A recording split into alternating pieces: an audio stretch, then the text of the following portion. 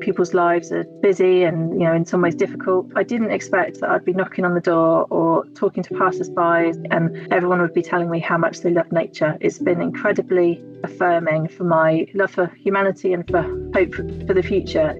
Insects might not be the cuddliest of creatures, but our tiny, buzzy friends are absolutely fundamental to human existence. Not only are they a vital food source for other small animals, and therefore a key part of the food chain, they also provide a service as pollinators, ensuring the survival of plants, trees, and ultimately, us.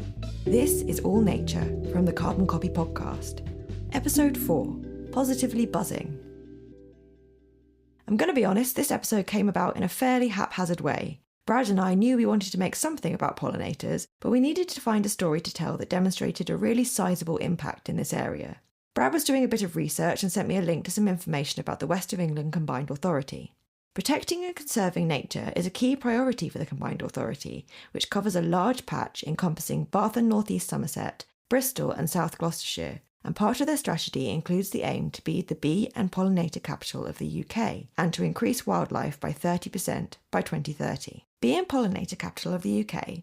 That sounds impressive. We were intrigued, so after a few last-minute emails and phone calls, we arranged to meet the team and find out more. So my name is Sophie Spencer and I'm one of the senior environment managers who work in the Environment Directorate at the West of England Combined Authority. And we work on all sorts of environmental areas, but my area of responsibility is around nature recovery, green infrastructure and climate resilience. We're in the fortunate position that we have a mayor who's really, really ambitious for nature recovery and for pollinators, and it's his ambition for us to be the pollinator capital of the UK. We've invested over 10 million in nature in the West of England in total, from the most tiniest little pocket park to like a great big kind of nature recovery landscape scale. And that's been really exciting. But at the same time, we know that nature needs a lot more investment. So we've kind of been talking to businesses, helping them understand their impacts on nature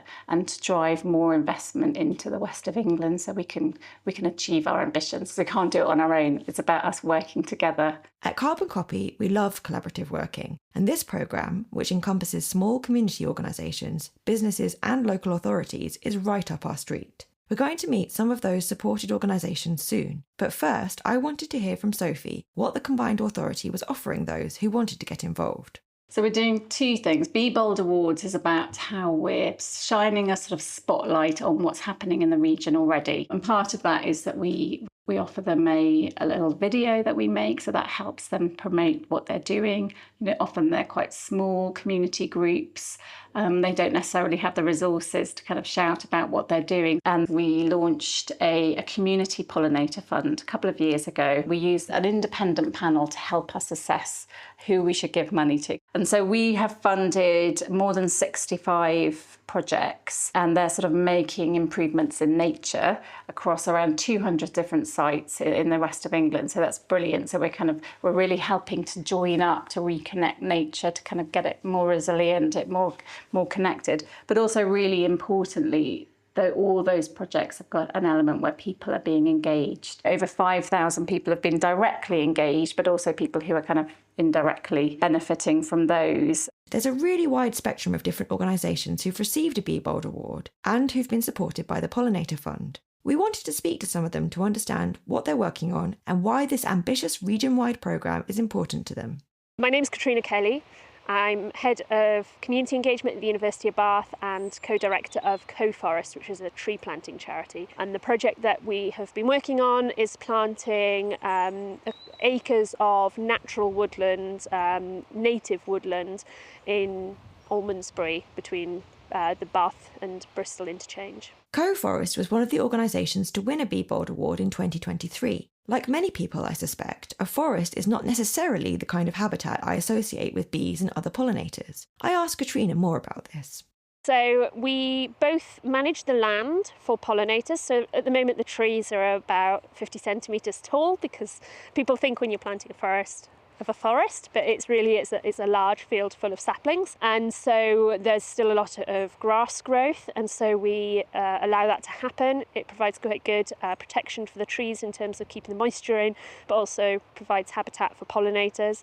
And we also chose tree species that were both native but good for pollinators. So we put in a good mixture of species to help protect the forest against future pests and diseases.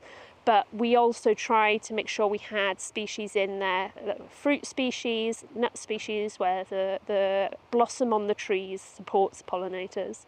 So Co-Forest itself is its own entity, but then it fundraises through SMEs across the southwest region. So it came about because my husband's company, which is Storm Consultancy, was celebrating their 10th anniversary. They have a team of people who really care about the climate and about biodiversity and wanted to do something that would make a difference. So they were brainstorming ways of doing this and looking at projects like sending money for trees to be planted in other countries. And what became clear is there wasn't an enormous amount of transparency about how those projects were run, whether the trees were put into trust or whether they'd just be cut down in 10 years' time. And we just felt a little uncomfortable with it. So we then looked at whether we could plant some trees ourselves and realised that was going to be quite a large undertaking. But when we started talking to other companies in the local area and realised how many would be on board with joining us and how big of an impact we could collectively make, it made setting up Co-Forest and going through the rigmarole that's required to plant trees worthwhile. So people can sponsor land by the half acre or more, and they like to bring their teams for away days. They don their coats and their wellies, and we have all of the equipment they need. We have a lady called Wendy working with us who provides training on how to plant the trees. And they'll come and spend half a day or a day doing that, and quite often are quite competitive about whether they can get more trees planted than other companies. So that's how we've carried out the project. It's all been done by hand, manually, and it really engages people with what they're investing in as well. It means that all the individuals within their companies have a stake in the forest that they're creating. If Co-Forest is a business-led nature project, then arguably the next initiative we spoke to is a nature-led business. Middle Ground Growers is a community interest company based on the outskirts of Bath, on a very out-of-the-way piece of land up some of the windiest country roads I've ever driven down. We met Sammy, one of the co-founders of the project, to learn more. My name's Sammy Elmore, and I'm part of Middle Ground Growers. We're a group of young growers that bought some land, about 16 acres, and then we did a crowdfunder to help us build the barn, get the polytunnels and get some equipment. I think the reason why we won the award is because we really wanted to put as much wildlife strips and areas in the farm on a selfish level, our own reason, because it helps us with our organic system. The more balance of insects and predators, the less disease we get. In the market garden, we've got strips of flowers that we actually cultivate to sell the flowers, but also, I mean, look at them, they're full of bees and they really help, and they're dotted throughout the market garden. And then we've got our pollinator wheel, which is really purely just like a pollinator flower garden where we sit and we can do teachings about how to create pollinator spaces. And then in our agroforestry systems, we grow crops in like the regular way that you'd imagine on the ground. And then we have tree rows. And then in between the trees and the crops, we have 2 metre wide strips of wildflower strips, yeah. Looking around the space, it has the feel of a large allotment or private garden, rather than an agricultural business. There are beautiful flowers everywhere, and no one row of plants looks the same. We wondered how the more traditional farming communities around here viewed this different approach. So it's funny, like moving as first-generation farmers to the valley, it starts off with everyone being a bit cagey. They might be nice enough, but kind of, distant, and obviously we're kind of doing everything a bit different as well. So I think now we're into like our 3rd year of being on this site, we're finally noticing that people are getting more involved, more on board, and actually showing interest and understanding at first we're mad putting trees on our land because it devalues the land, and now I've had talks with other farmers who are now considering it themselves for environmental and payments as well. This was also something we discussed with Sophie at the Combined Authority. I asked if there had been any negativity around the nature recovery work in terms of reducing the amount of land available for food production. There hasn't been, and we've had lots of conversations with farmers and landowners, and what we've done as part of our nature recovery strategy is I actually identified the areas that would be most suitable for agriculture, and we can then protect those, and kind of we wouldn't have those as a focus area for nature recovery. So we can set out where our focus areas. So those are the areas where you think, well, the best use of this land isn't for food production, and so we can afford to take out some of that land and find different funding models for those landowners, so they can still have a business, but they'll be producing nature, and maybe alongside food as well. We can't produce food without nature. Pollinators are essential for food production. So it's just seeing who's interested in what the opportunities are, and how we sort of think about new different business models and funding to make that work for farmers and landowners. Research shows that a really wide cross-section of the British public care about nature and are actively trying to support and protect it in their communities. I asked Sophie how the Combined Authority was ensuring that people from across different social and ethnic backgrounds were included in their work. She mentioned that one strategy to be more inclusive was to create more options for the pollinator funds, starting with some much smaller amounts, which might be more suitable for a hyper-local grassroots type project. She also mentioned a recently funded organisation called the Black Seeds Network, which, through its Nature Rising programme, is helping to showcase and support the nature skills and expertise of global majority communities living in Bristol. We chatted with Nisha Bevan, who co-curates the programme with Roger Griffith MBE, about what the programme is seeking to do. It's about 5 years now that we've been running it for. We're a support network for Black environmentalists of colour, or I think we're moving more now to saying global majority environmentalists. We've got 3 priorities. They are recognition, resources and leadership. And we see those as ways to tackle inequality within environmental work, basically. We're really excited that Nature Rising was able to tackle this year. We actually just kind of did our own thing. We designed our own programme. We've been delighted to work with WECA, West of England Combined Authority. They've given us a lot of flexibility, and they've understood that we need to design the programmes in ways that meet our needs. So the WECA grant initially focused on pollinators, but we recognise that our communities aren't necessarily going to be using the word pollinators. So we wanted to find out, what are people talking about? What do they understand already? What are they interested in? And we kind of got together and designed this program basically that was intergenerational. It went from nursery school right up to elders. It was led by different global majority leaders, and they each had a different way of doing things. We actually spoke to Nisha for nearly an hour, which made it quite difficult to decide which bits to include in this episode. It was a super inspiring conversation, and we think you ought to hear it too. So if you'd like to know more about Black Seeds Network, we've produced a bonus episode with more of that interview. You can find a link alongside other information in the show notes. Climate change and the destruction of nature are interconnected crises that cannot be solved by people working alone, nor can we rely on national policy to shift the dial fast enough to prevent catastrophe. Carbon Copy is all about sharing stories about working together, whether that's with the people who live in the same place as you, with those at your business or place of work, or with those you've connected with in another way. To discover stories about the amazing impact of these collaborations, check out the links in the show notes. This year's Be Bold Award winners were announced just a couple of weeks ago, and we caught up with 2 of the organisations that have won this year. First, here's Annika and Dennis from St Peter's Hospice. I'm Annika van Eycken, so I'm the hospice gardener here at St Peter's Hospice. I'm Dennis Scalzi. I'm a volunteer gardener. I do one morning a week. I'm one of 20 volunteers in the garden. So St Peter's Hospice provides care to people with a life-limiting illness in Bristol, South Gloss and North Somerset. So we're Bristol's only adult hospice. The majority of our work is carried out in the community in people's homes. But we've also got the hospice here in Braintree, and we've got 15 inpatient beds here. So the gardens surround the inpatient unit here in the hospice. And I think we're really, really lucky to have the gardens. It's, I think, one of the things that sets us apart from different healthcare settings. The gardens are such an integral part of what makes us special here. Often people will come and they've been in hospital before they come to the hospice, and they've had a view of a brick wall. So we had a patient who came and she said, I've literally been staring at a brick wall for the last 10 days and I felt awful. And I've come to the hospice, and although I've come for end-of-life care, I feel calmer already because I'm looking at something green. So all of our rooms look out onto the garden. They've all got double height doors and windows.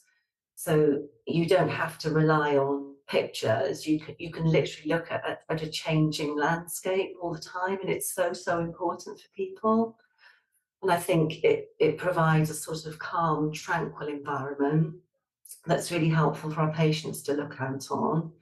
But it's also really important for our patients' families and carers, and for our staff who are doing a really difficult job, that they can just pop outside for 5 minutes and just take a break. We just recently in September had a garden open day for the local community and, of course, patients' families, which was very satisfying to see so many people visit. Yeah, it was really nice, the open gardens, because I think people, the sound of hospice can be quite scary, but lots of people like gardens, and gardens are a fairly neutral way of getting people through the door. So whilst we're talking about the garden, what we do in the garden, people learn about the activities that we do at the hospice. So it's a really great way of trying to break down the barriers about people's thoughts around hospices. And we had a lot of people come to the open gardens who were entirely new to us, who I think left feeling really inspired and quite impressed by what the hospice does. So that was brilliant for us.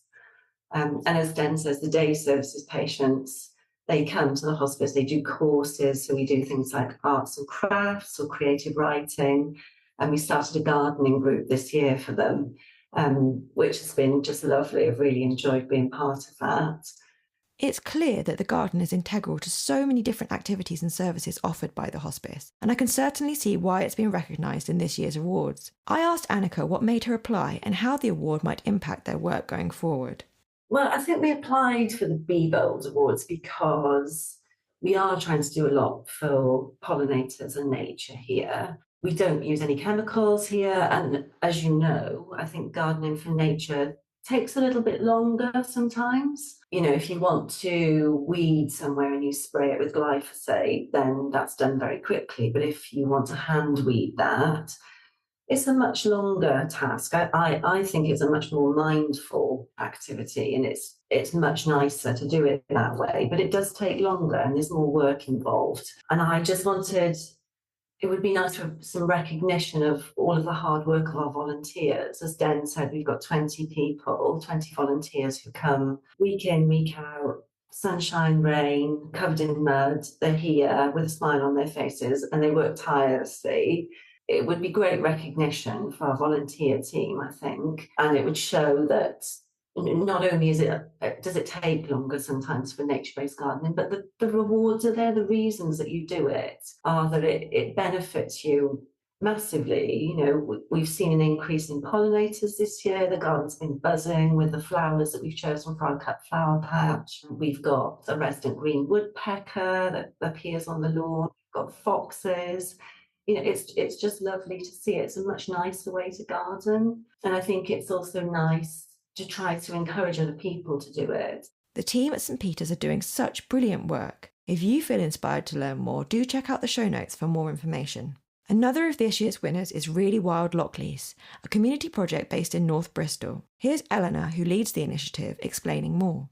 So I'm Eleanor Flebrader.